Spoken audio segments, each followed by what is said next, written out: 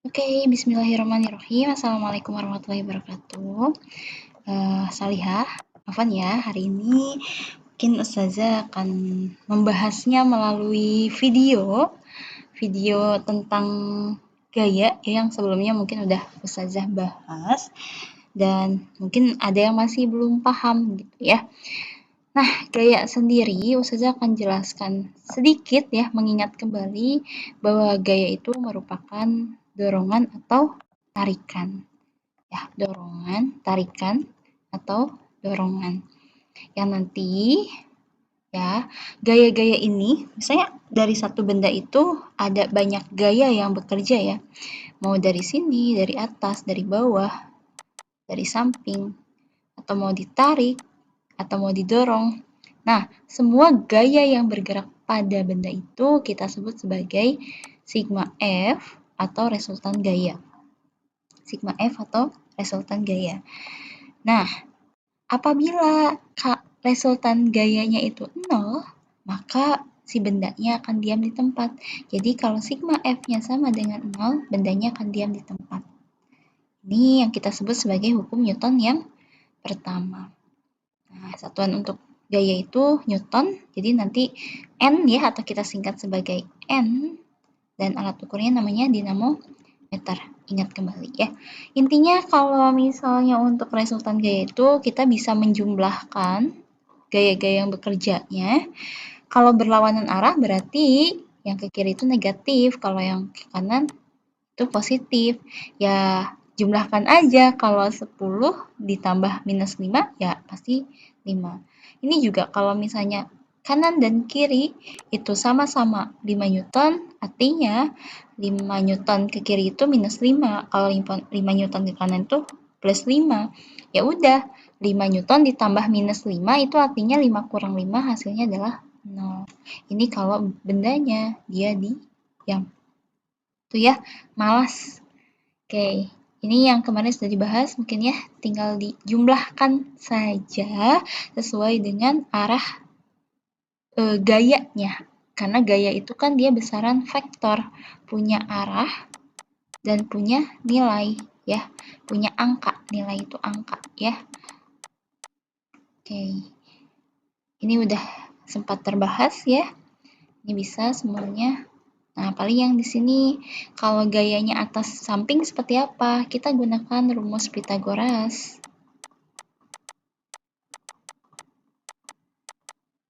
Ya, rumus Pythagorasnya seperti apa? Karena ini F1 dan F2, kita mau mencari sigma F ya, yang ini adalah F totalnya. Berarti kita cari F total itu kuadratnya dari F1 kuadrat ditambah F2 kuadrat. Berarti F1-nya itu 12 kuadrat, F2-nya 16 kuadrat. Ini 144, ini 256, hasilnya adalah 400. Karena ini adalah F kuadrat, berarti F saja itu akar dari 400, hasilnya adalah 20 Newton. Like that ya, seperti itu. Ini kalau ke atas dan ke samping ya. Tapi kalau atas bawah apakah pakai Pythagoras? Oh, tentu tidak. Kita tinggal tambahkan saja. Ya, kita tinggal jumlahkan saja.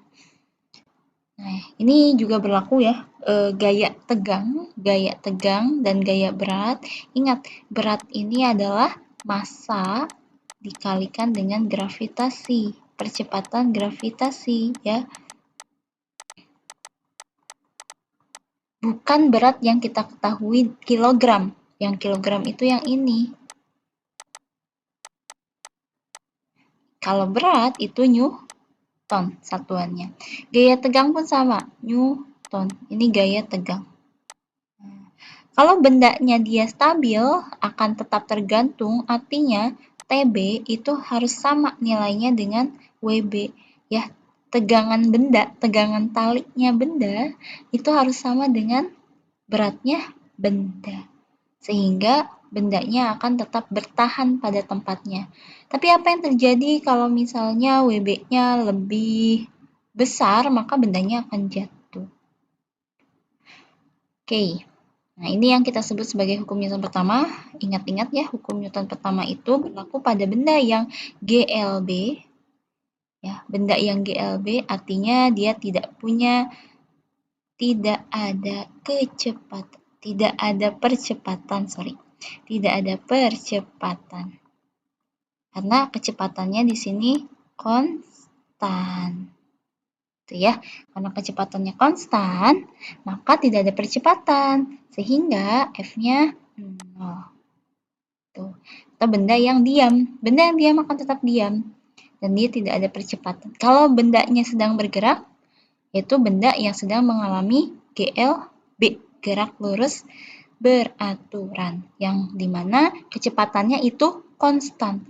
Dia punya V yang tetap.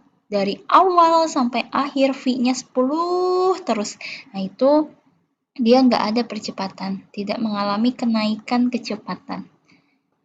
Oke, seperti ini ya, ini udah terbahas kemarin. Nah, kalau F2 berarti ketika ada gaya yang mempengaruhi dan dia bergerak. Ya, itu Newton kedua.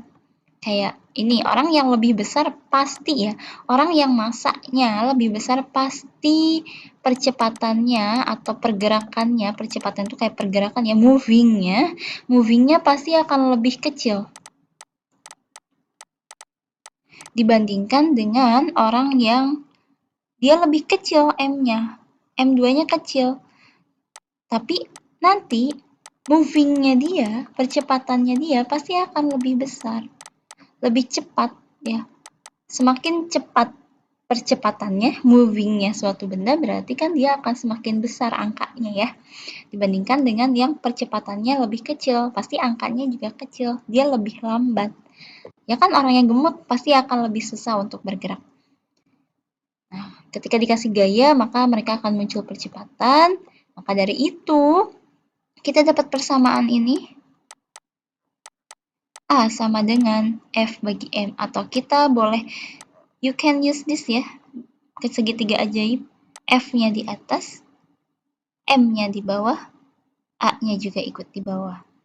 F sama dengan M kali A. Atau A sama dengan F dibagi M.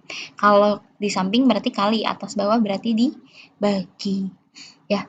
Nah, dari sini karena ketika F-nya M1 orang yang dua, ini yang orang yang kedua ya, ini orang yang pertama ya. Orang yang kedua yang masanya lebih kecil, ketika masanya lebih kecil, maka dia akan menghasilkan A yang besar. Kalau M-nya lebih besar, kebalikan ya, A-nya akan kecil. Tuh. A-nya akan kecil ketika F-nya tetap dengan yang sama. Misal, contohnya apa? Misalnya, ini F yang sama itu misalnya ditarik oleh benda yang sama, ditarik oleh orang yang sama. Kira-kira pasti yang akan lebih mudah narik yang mana? Narik yang M1 ya, narik yang M2 ya, narik yang M2, maka akan lebih mudah, lebih cepat untuk narik yang M2. Oleh karena itu, di sini kita dapatkan ya kesimpulannya bahwa A itu dia berbanding terbalik dengan massa.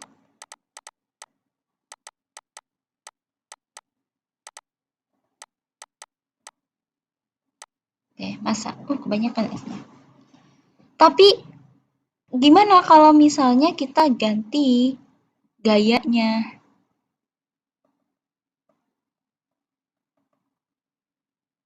Kita ganti gayanya ya. Apakah akan berbeda? Kalau kita ganti gayanya, kita ingat, kita hanya fokus pada kecepatan, besar dan kecilnya percepatan, tanpa mengubah salah satu. Tanpa mengubah, gimana ya, F-nya saja yang diubah atau M-nya saja yang diubah. Intinya gini, ketika M, kita mau melihat perbandingan pengaruh M terhadap percepatan. maka F-nya nggak boleh diubah, F-nya harus sama. Tapi kalau misalnya Ustazah mau lihat pengaruh F terhadap percepatan, maka M-nya jangan diubah, yaitu tetap. Misalnya F-nya kita besarkan, kita tarik dengan tenaga yang lebih kuat, maka kalian narik benda dengan tenaga yang sangat kuat, pastikan A-nya akan besar ya. Gitu. Tapi kalau misalnya kalian tanpa tenaga, lemah, lesu, letih, pastikan F, gaya yang diberikan pasti akan lebih kecil, maka A-nya pun akan kecil. Tadi kebalikan ya, kalau M besar, A kecil. Kalau M kecil, A-nya besar. Tapi kalau F kok sama, F-nya besar, A-nya ikut besar. F-nya kecil, A-nya juga ikut kecil. Maka dari itu, A itu berbanding lurus. Berbanding lurus itu kalau besar ikutan besar, kalau kecil ikutan kecil. Itu berbanding lurus ya. Tapi kalau berbanding terbalik, kalau besar jadi kecil. Salah satunya jadi kecil. Tapi kalau kecil salah satunya jadi besar. Itu berbanding terbalik. Berbanding lurus dengan F. Gitu ya. Ini adalah rumus dari persamaan di hukum Newton yang kedua. Ya, hukum Newton kedua itu ketika suatu benda diberi gaya, maka benda itu akan bergerak. Ada percepatan di situ. Ini hukum Newton 2. Kalau ini apa? Ini gaya berat ya. Tadi sebelumnya udah saya bahas. Gaya berat. Gaya berat ini dia dipengaruhi oleh gravitasi. Jadi yang berubah-ubah itu adalah berat, bukan massa. Kita mau ke bulan, maka gaya berat kita akan berubah. Kita ke luar angkasa, gaya berat kita berubah. Tapi massa kita itu akan selalu tetap. Kalau F itu lambang untuk gaya saja, semua gaya ya. Kalau W ini lambang untuk berat. G itu biasanya nilainya adalah 9,8 meter per second kuadrat, atau kita bisa juga gunakan 10 meter per second kuadrat. Mungkin sebelumnya udah pernah belajar waktu kelas 7 di energi potensial ya, gravitasi. Ini juga udah pernah saya bahas ya. Nah, yang kalian kerjakan. Berapa nilai percepatan orang 1 dan 2? Kita lihat, berapa percepatannya? Berarti kan A itu kan F dibagi M ya. Karena kita mau lihat yang pertama, berarti kita pakai A1, F1, dan M1. F1-nya 60, M1-nya adalah 120. 60 dibagi 120 adalah 0,5 meter per second kuadrat. Ya. A2 berapa kalau percepatan orang kedua? Ya udah kita pakainya F2 dan M2. F2-nya 60 juga. Ini 30. Hasilnya adalah 6 bagi 3, 2 meter per second kuadrat. Lihat, ketika masanya cuma 30 kilo, maka akan menghasilkan percepatan yang lebih besar dibandingkan ketika dia masanya lebih besar, percepatannya akan lebih lambat dengan gaya yang sama. Gitu, nah. Itu yang kita maksudkan, apa itu berbanding terbalik, apa itu yang berbanding lurus. Ya. Oke, soal nomor 1 saya akan bahas, kemarin sudah dikerjakan juga ya. Jika suatu benda diberi gaya 20 N, berarti di sini adalah F-nya adalah 20 Newton. Berapakah percepatannya? A-nya berarti 4 meter per second kuadrat. Berapakah percepatannya? Berapakah percepatannya kalau misalnya bendanya diberi gaya sebesar 25 Newton, berarti ada pergantian atau perubahan gaya. Yang tadinya F1-nya 20 Newton, F2-nya adalah 25 Newton. A1-nya 4 meter per second, A2-nya kita mau cari berapa? Kita bisa pakai perbandingan M, karena ini bendanya sama, berarti M1 sama dengan M2. Bendanya sama. Berarti kalau M itu kita carinya pakai F dibagi A. F dibagi A. Kita bisa pakai perbandingan seperti ini. F1 banding A1, F2 banding A2. F1-nya adalah 20 dibagi 4 sama dengan F2-nya 25 dibagi, kita nggak tahu A2-nya berapa. Kita boleh kali silang. 4 kali 25, 20 kali A2.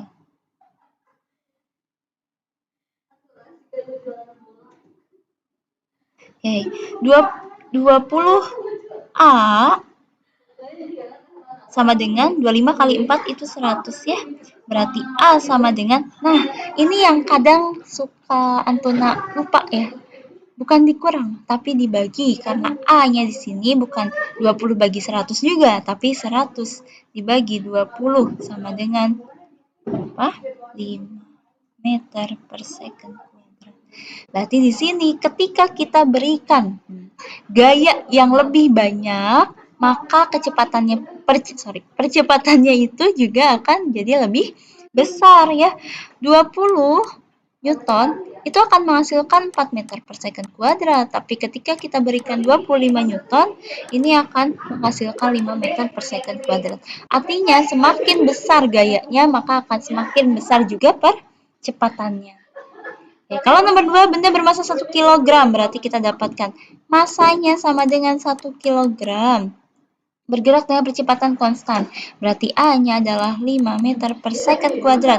Berapakah resultan gaya itu? Lambangnya sigma, F-nya berapa? Sama aja ya, sigma F itu F yang akan kita cari ya, yang akan kita cari. Karena rumusnya itu adalah F, M, A, kita mau cari F-nya berapa, berarti M kali A. F sama dengan M kali A. M-nya 1, A-nya 5. Wah, so easy ya, 5 Newton. Sangat mudah. Insya Allah, sangat mudah. Lanjut ya, nomor 3. Ini agak berbeda nih. Di sini ada 2 gaya yang mempengaruhi benda. Masanya itu adalah 2 kg. Di mana F1-nya 5 Newton. Karena F1-nya dia mengarah ke kiri berarti negatif. Atau negatif 5 Newton. F2-nya adalah 3 Newton. Karena dia ke kanan, dia positif. Di sini berarti kita harus punya sigma F-nya berapa? Ya, sigma F-nya berapa? Sigma F-nya adalah minus 5 ditambah 3. Hasilnya 2 Newton. Ya, 2 Newton. Sekarang kita mau cari A. A itu sama dengan berapa A-nya? Ini minus ya. Minus 2 Newton. Berapa A-nya? A-nya berarti kan tadi F, sigma F dibagi massa. Sigma F-nya minus 2 dibagi 2 sama dengan minus 1 meter per second kuadrat. Atau ini kalau di sini bukan berarti dia mengalami perlambatan, tapi dia arahnya ke kiri. Jadi dia mengalami pergerakan ya, perubahan arah ke kiri. Dia lebih condong tertarik ke arah kiri dibandingkan ke arah kanan gitu. Oke, saya akan lanjutkan langsung ya ke hukum Newton yang ketiga. Apa hukum Newton ketiga? Itu ketika ada anak yang menarik pohon. Bayangkan narik pohon, pasti tidak ada yang bergerak ya. Ini pohon dia akan memberikan gaya. Nah, ya. Dia akan mempertahankan tempatnya, memberikan gaya kepada si anak. Ini juga ada gaya tarik. Ya. Ada gaya tarik. Nah, dia akan, si pohon itu seakan-akan kayak menarik, set, ya, F, dan F ini adalah gaya tarik si anak. Anaknya akan narik sekencang apapun dia menarik, tapi dia tidak bisa membuat si pohonnya bergerak. Intinya apa? Hukum Newton 3 itu adalah kesimpulan dari semuanya. Sebetulnya ya, kesimpulan dari semuanya. Dimana pasti ya, ketika kita memberi gaya aksi ya, kepada suatu benda, pasti akan selalu ada reaksi. Yang besarnya sama, tapi arahnya berlawanan. Jadi, ketika kita memberikan ada gaya pada benda, saat kita dorong, sebetulnya pasti selalu ada arah yang berlawanan. Kayak kita dorong meja, ya, ini dorong meja, ada orang lagi dorong meja, dorong meja ke arah sana. Tapi ternyata pasti kita akan lebih berat ya. Berat ketika, walaupun dia bergerak, tapi dia akan lebih berat. Didorongnya tuh sangat berat. Kenapa? Karena ada gaya gesek di sini. Gaya gesek. Sedangkan di sini ada gaya dorong. Jadi arahnya berlawanan. Di mana kita ada F aksi, di situ selalu ada F reaksi. Makanya di sini kita ada persamaan F aksi sama dengan minus F reaksi. Jadi ini hukum 3 Newton. Semua benda diam pun pasti dia akan mengalami yang namanya aksi dan reaksi. Saat kita berjalan, antara kita dan gaya gravitasi itu saling berlawanan sebetulnya. Ada gaya normal yang menarik kita ke atas dan ada gaya gravitasi yang menarik kita ke bawah. Itu pun sama, ada gaya aksi dan gaya reaksi. Arahnya berlawanan, betul, arahnya berlawanan.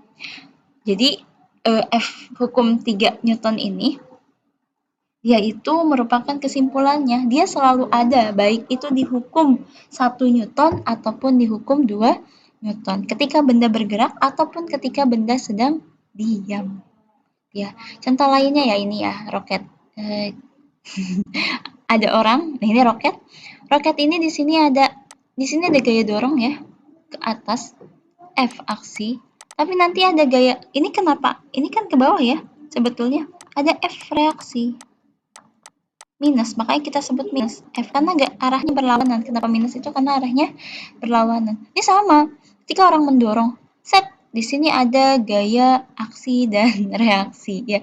Di sini dia ada F aksinya, nanti ada reaksi nih ke orangnya sehingga dia terbentur ya. F reaksi, terbentur airnya. Ini ada F aksi dan ada F reaksi. Apakah ada percepatan? Pasti ada, ya, ada percepatan. Jadi di sini pun ya, di hukum Newton 3 itu sebenarnya ada hukum Newton 2-nya, ada hukum Newton 1-nya. Jadi hukum Newton 3 itu mencakup keduanya tadi. Gitu. Oke. Jadi kesimpulannya dari hukum Newton itu ya, atau Newton's law, yang pertama, hukum Newton yang pertama itu sigma F, pokoknya semua gaya yang bekerja pada benda itu 0. Yang artinya benda diam atau dia GLB, gerak lurus beratur. Yang kedua, sigma F itu sama dengan M kali A, di mana ada percepatan di sini, bendanya bergerak.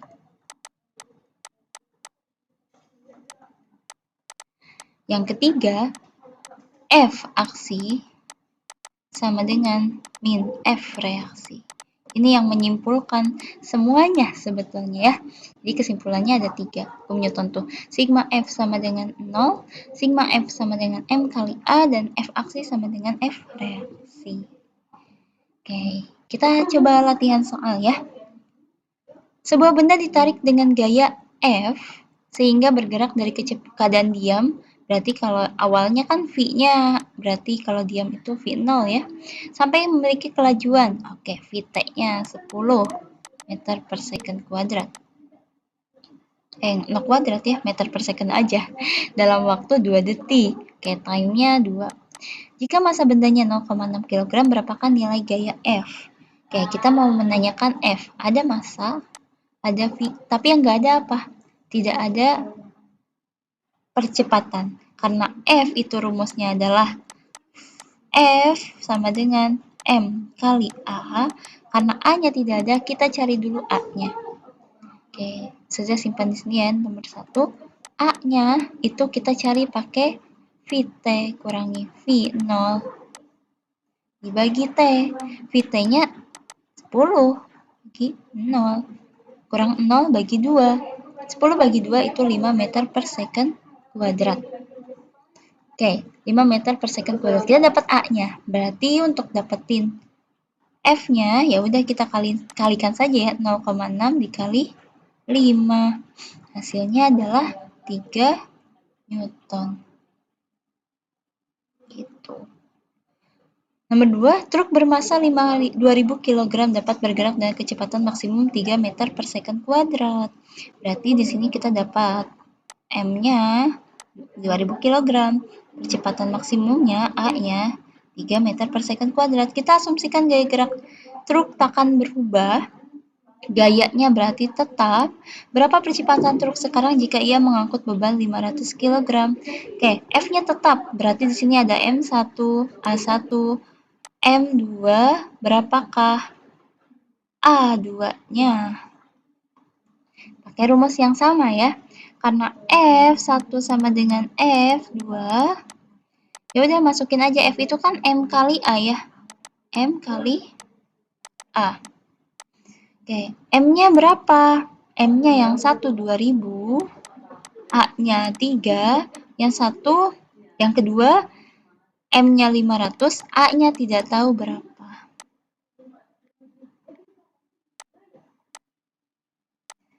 Dua kali 3, 6000. 500, A2. A2-nya.